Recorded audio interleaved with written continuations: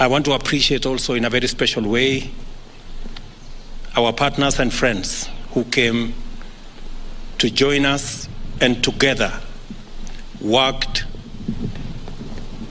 and walked this journey to victory. Our brothers in ANC, our brothers in Fort Kenya, in Chap Chap, in DP, and all the other parties that joined us. And because of their contribution, because of their decision to work with us under very difficult circumstances, we won this election. Today, I am proud to announce the men and women who will serve in the cabinet of the Republic of Kenya by God's grace. And before I do that, let me say that this exercise is important because although we have a cabinet, which I met with my good deputy this morning,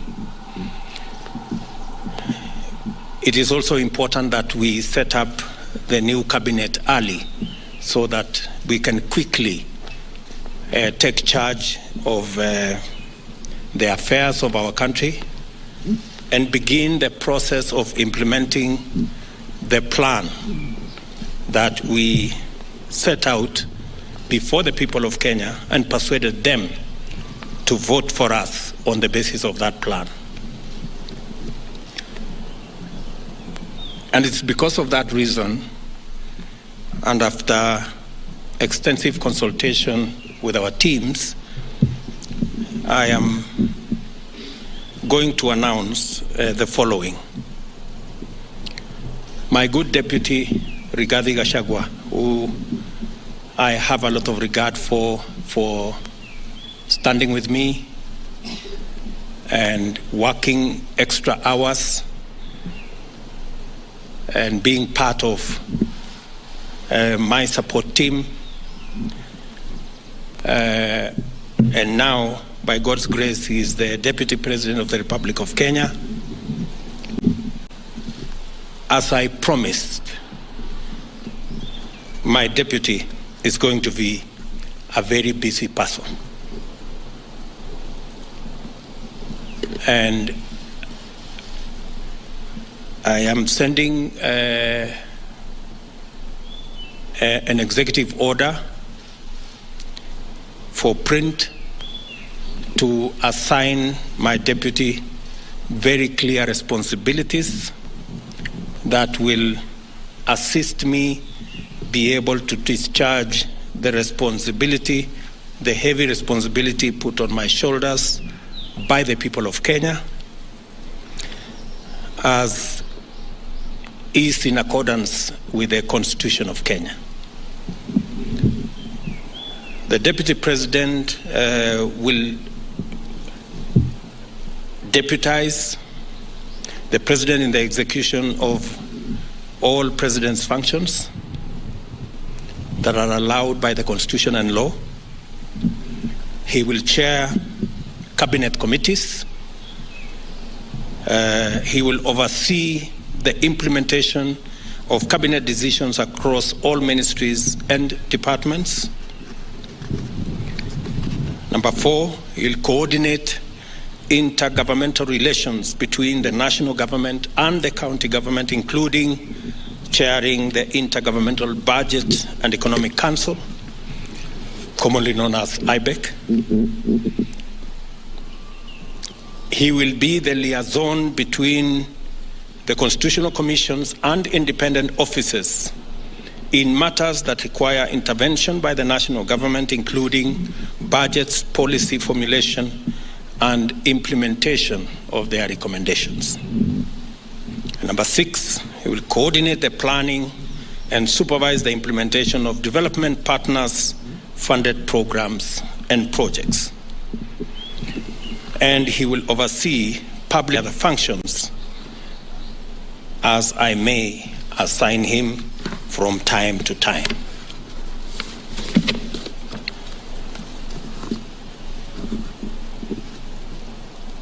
We have again the other very important position, and that is the position of the Prime Cabinet Secretary.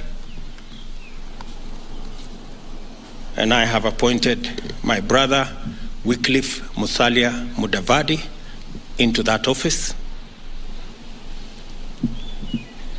That office is probably the most senior office after the office of the President and Deputy President. And I have set out functions for that office. He will assist the President and Deputy President in the coordination and supervision of government ministries and state departments, in liaison with the ministry responsible for interior and national coordination, oversee the implementation of national government policies, programs, and projects. Number 3, he will chair and coordinate national government legislative agenda across all ministries and state departments in consultation with and for transmission to the party coalition leadership in both National Assembly and the Senate.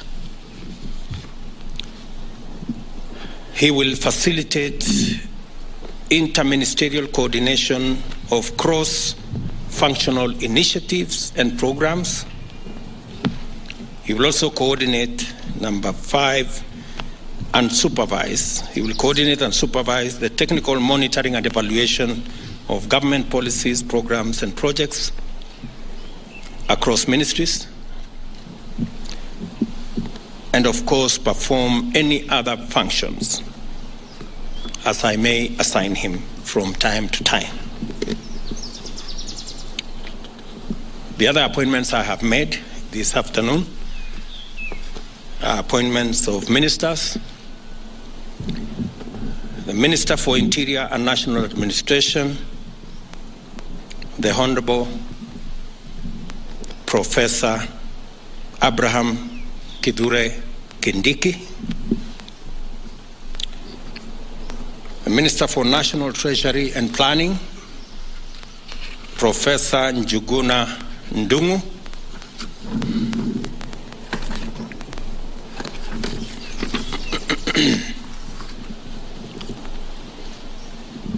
Public Service, Gender and Affirmative Action, the Honorable Aisha Jumwa Kindiki.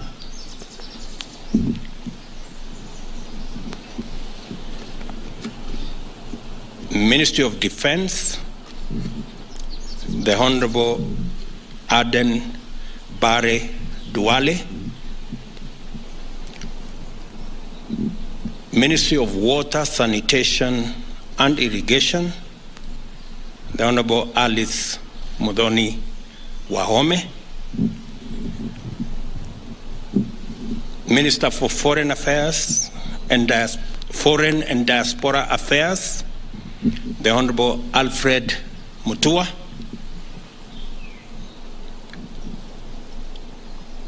Minister for Trade, Investment and Industry, the Honorable Moses Kuria. The Minister for East African Community, Arid and Semi-Arid Lands and Regional Development, Rebecca Miano.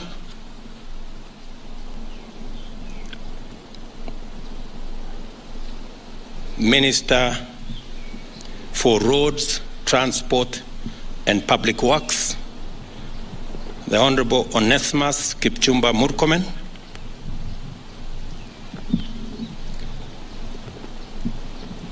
Minister for Environment and Forestry, the Honorable Rosalinda Soipan Tuya.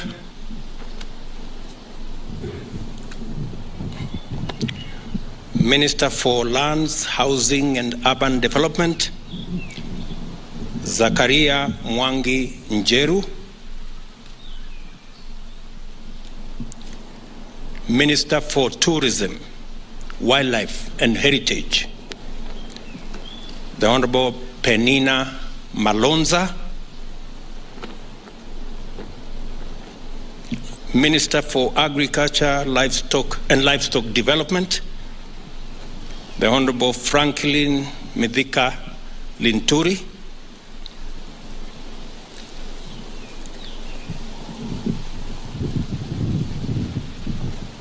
Minister for Health, Susan Nakumicha Wafula, Minister for Information, Communication and Digital Economy, Mr. Eliud Owalo, Minister for Education, Ezekiel Machogu, Minister for Energy and Petroleum, Davis Chirchir, Minister for Youth Affairs, Sports and Arts, Honorable Ababu Namwamba,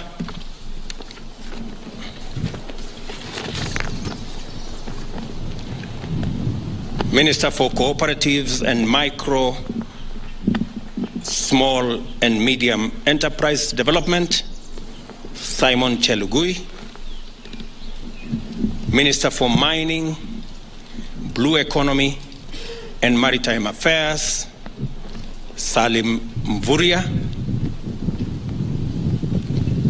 Minister for Labor and Social Protection, the Honorable Florence Bore. I have also made the following cabinet level appointments: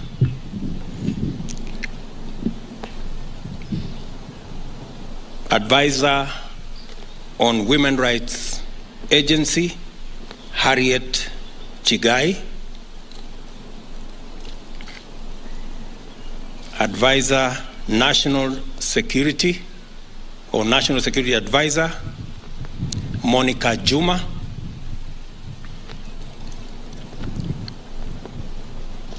Attorney General, Justin Bidan Muturi Njoka. And Secretary to the Cabinet, Mercy Wanjau. Those are the appointments I have made this afternoon. Other appointments will follow in due course on the other areas that are part of the team that will work with me and my two brothers and the entire cabinet in making sure that we implement the program and the plan upon which the people of Kenya voted for us.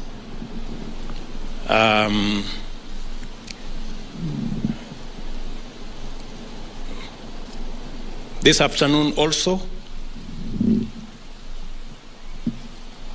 I have received communication from the Inspector General of Police, Mr. Mutembei, of his request to proceed on terminal leave because of his health situation. I have, after discussing with Mr. Mutembei and in consideration of his service to our nation and his health situation, I have accepted that Mr. Mutembei will proceed on terminal leave on the 6 months that he still has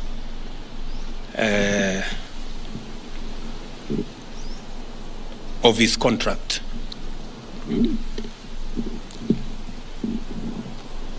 I have also received the resignation of the Director General of CID, Mr. Kinoti,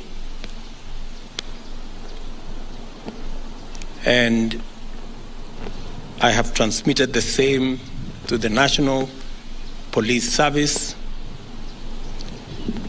to proceed with advertising that position. And meanwhile, they should get somebody to act in the place of Mr. Kinoti.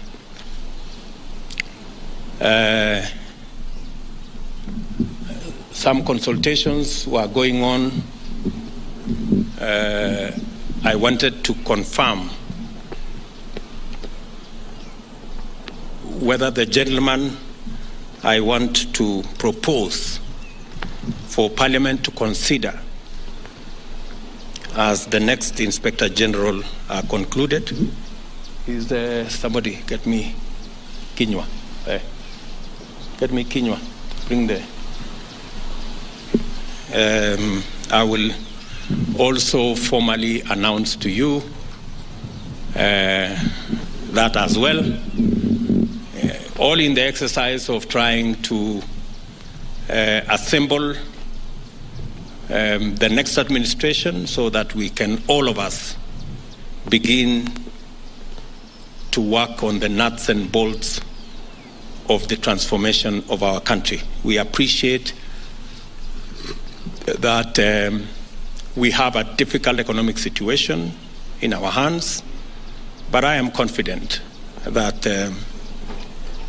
working with this team, we will overcome all the challenges that are there. Did you finish with that? Okay.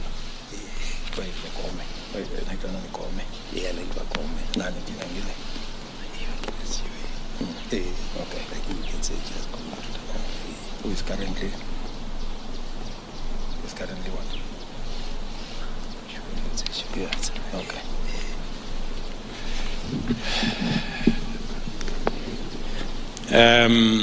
Once I conclude my consultations with the head of public service here, the name of the new Inspector General of Police will be released this afternoon. So, with those many remarks, ladies and gentlemen, I want to take this opportunity to wish the men and women on this list, the great people who will assist us deliver on the Kenya Kwanza plan. I wish them well. They will now proceed to Parliament for the exercise in Parliament so that Parliament can approve and give me the opportunity to finally conclude the appointment and get each and every member of this team to work. Asanteni sana, and may God bless you.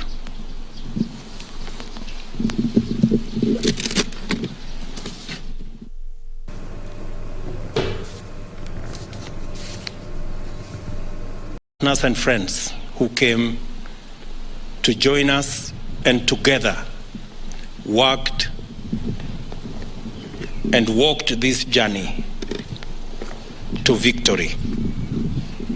Our brothers in ANC, our brothers in Fort Kenya, in Chap Chap, in DP, and all